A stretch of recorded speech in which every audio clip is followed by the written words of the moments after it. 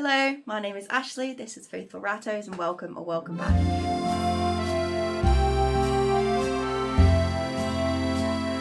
So in today's video I'm going to be talking to you about rolling groups and why I personally think this is the best and most sustainable way of keeping rats long term without burning out. But first, what do I mean by a rolling group?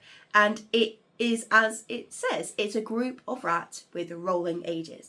So this is adding in new rats, and by new rats I mean baby rats, every X amount of time as the older ones pass away. And this is a really important aspect of the group to keep the group at a stable number and keep everything working clockwise. It really depends how big of a group you want to keep to how often you should add rats. If you want to keep a larger group, say 8 to 12 rats, I would recommend adding in a pair or a trio every 6 to 8 months-ish. If you want a smaller group, a group of 4, 5, 6, I would recommend adding in new baby rats every 12 to 18 months. And this way they are evenly spaced out, but that means that no rat is left behind when the older ones start to pass away. And you do create this rolling group, as the name would suggest. So, why do I recommend a rolling group? So the first and the main one, and this is so that no rat is left by themselves. I strongly believe that we have the chance to do something, in most cases, before a lone rat situation occurs. Your rats are going to pass away, sadly, and they're going to pass away around the 2-year mark. And it's not usually a surprise. We know this is going to happen. And by being prepared and having company already planned, we do avoid this lone rat situation. And this is a really stressful situation, and it's not a situation you want them to be in. So by preventing it, you are preventing the stress of them being in a lone rat situation. A secondary reason to that, it's also much less stressful for you. Imagine you're in a situation where you lose a rat and you are absolutely devastated at their loss, and now their cage mate is alone and they are getting stressed out, and you are stressed watching them be stressed. And while all this is going on, whilst you have to grieve and look after your remaining rat, maybe even spend a lot more time with them, you are also having to rush around to find company. No breeders have any available, no rescues have any available, there's not any available for rehoming in your area. What are you left to do? Go to a pet shop, leave your rat alone? It's a really stressful situation, and one you can avoid by keeping your rats in a rolling group. Adding in new baby rats every X amount of time will prevent this situation from happening.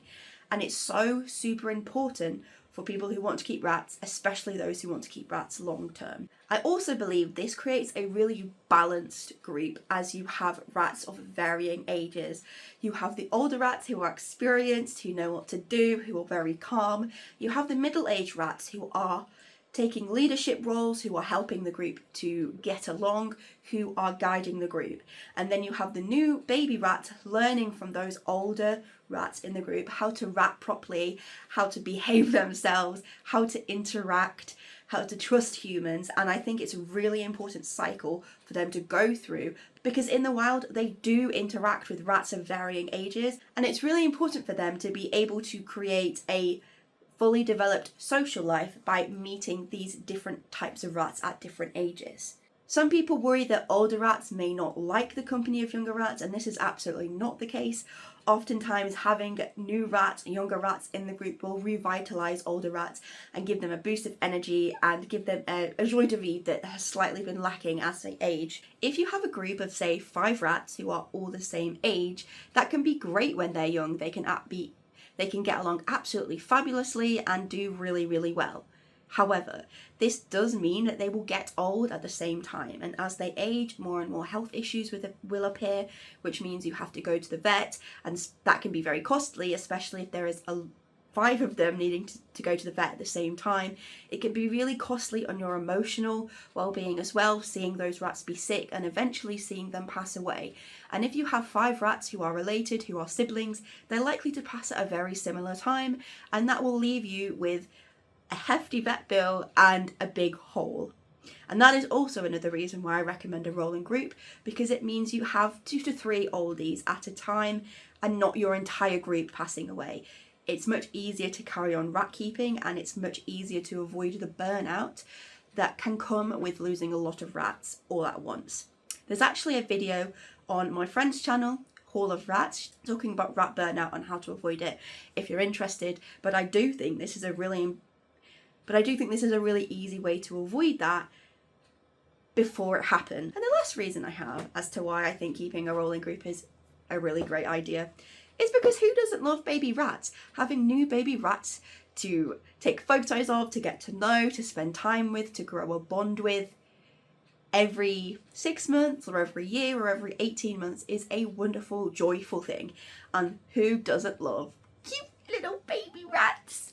There is one con, possibly, depending on who you are, to keeping a rolling group, and that does mean you have to do intros every 6 months or every 12 months or every 18 months, depending on how often you're getting your new rats. And I don't think this is as bad as people say. Now, don't get me wrong, it's stressful, and I get stressed every time I have Rat Dad there to support me when we do intros.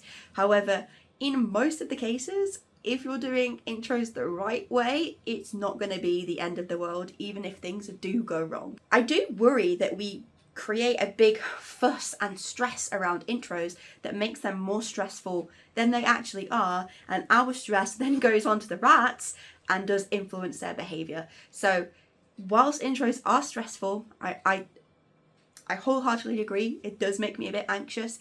It's usually not the end of the world, and they usually go really well, especially when it's adding in baby rats. I focused a lot on adding in baby rats when the time is right, but that doesn't mean you can't also take on rats of varying ages, either from rescues or rehomes. They also can have a place within your group. They do come along with their own set of interests, however, but that can work as well. It just means that you have more rats of a similar age. I personally am always considering the ages of the rats in my group when I get new rats.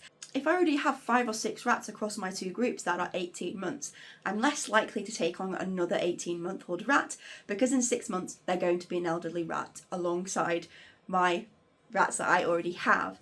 However, my book group, for example, my youngest books, Kiryu and Grover, are now about 8 months.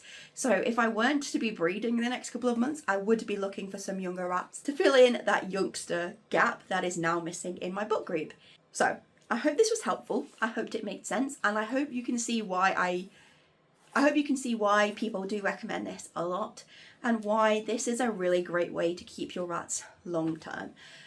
If you have any thoughts, questions, queries, statements, do leave them down in the comments, and stick around by subscribing. My journey is going to get a whole lot more exciting in the next couple of months, because I'm going to have baby rats hopefully over the summer, and I'm going to be doing lots of exciting videos talking about my breeding plans and my journey, and vlogs and other informational videos like this.